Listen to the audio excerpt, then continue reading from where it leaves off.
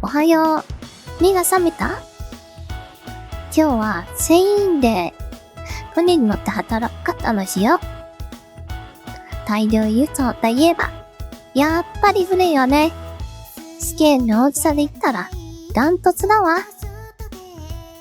そしてそこで働いている皆様のおかげで、私たちは快適に暮らしているのよ。本当に、感謝感謝ね。それじゃあ、そろそろ皆さんを送り出そうかな。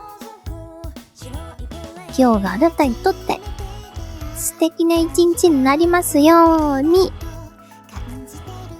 いってらっしゃい。